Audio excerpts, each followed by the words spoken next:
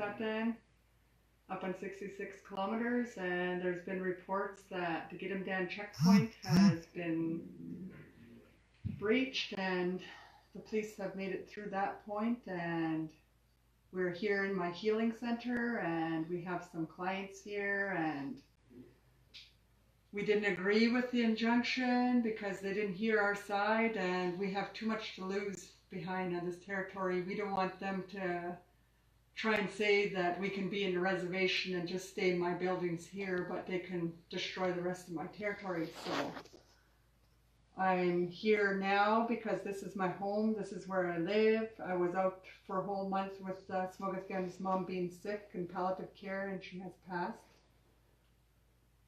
And I ended up getting really sick out there. And when I came back here, I'm better. And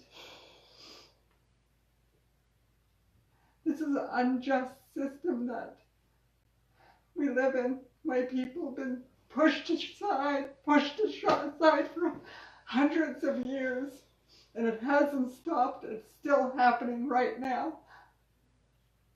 My people live off these lands, and the gate is for our protection. We had racists coming in and shooting rifles, ramming my gate with vehicles and using explosives to blow up my gate, and the police in Houston know, and they did nothing about it. They said not enough evidence. And now the state, I blame Justin Trudeau, John Horgan, you guys are listening to this. You guys are behind these projects. You guys are behind approving these police to come in and treat me like a criminal. And all I am doing is living on my lands that my clan has title and rights to. You say reconciliation? This is not reconciliation. You're treating my chiefs and us as criminals, and we're not criminals. This is our land. 22,000 square kilometers, we got maybe 10% left. The rest has been taken over by the municipality of Smithers, the municipality of Telkwa, Burns Lake, and Houston is Wet'suwet'en lands, and those are all taken, and agriculturists have taken from Burns Lake all the way to Morristown. So we have no land left to live traditionally. The last 10% this company wants to take for their pipelines. That is why our chiefs are saying no to these projects. And we've had enough of being bulldozed over. I protected children from bullies my whole life, and I'm standing up to these bullies now. I've never feared anything in my life because I've been taught everything culturally, and it was my responsibility to protect these lands.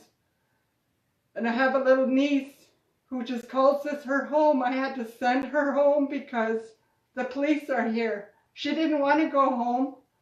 She was sad she had to leave, but we said bad people are coming and they might hurt you. I'm sorry, you got to go back to great-grandma's house. So we've always been peaceful. CoastalGasLink has been the most ruthless out of all the corporations coming in. Whenever we had a death, my dad passed, they sent in choppers. My brother passed, they flew in drill equipment. And now when CoastalGasLink's mom was ill, now they decided to do this because they know we were busy. They knew we were grieving. That's how ruthless CoastalGasLink operates. And for all you investors, you do not have consent. And for the government, you're doing war against your own people.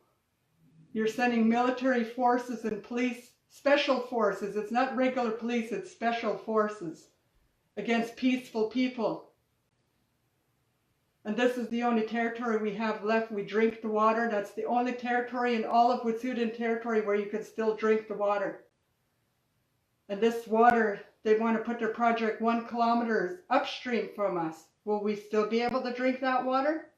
And all the projects is going to go where our berries are, our medicines. My pit house that I'm supposed to move into is exactly in the way of the project.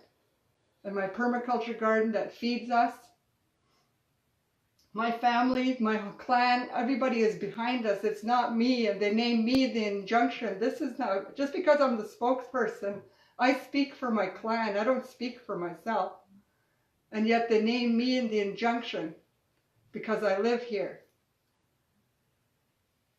But I know the police are on their way now. They could be here within the next 10, 20 minutes to more than likely try to forcefully remove me from my home. And the rest of the world needs to make noise. This is wrong. So wrong. People have to speak up. You can't just sit back and say you can't do nothing. People have power. You have a voice. Use it.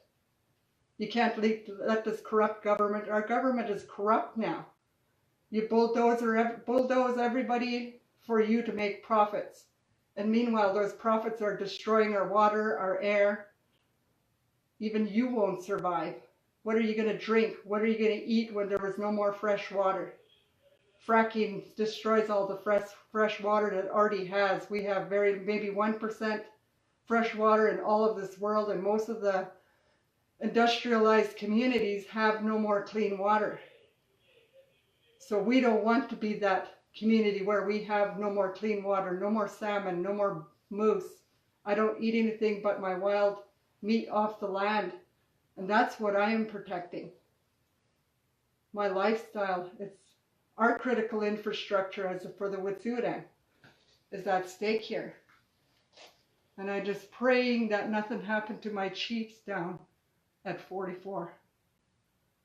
Because we don't know what's happening there. Their communications have been shut down, and if you don't hear from us here, you can guarantee they have a device which is going to shut down our communications here, so we won't be able to communicate out. So if you don't hear from us, you know the bullies have arrived. Thank you.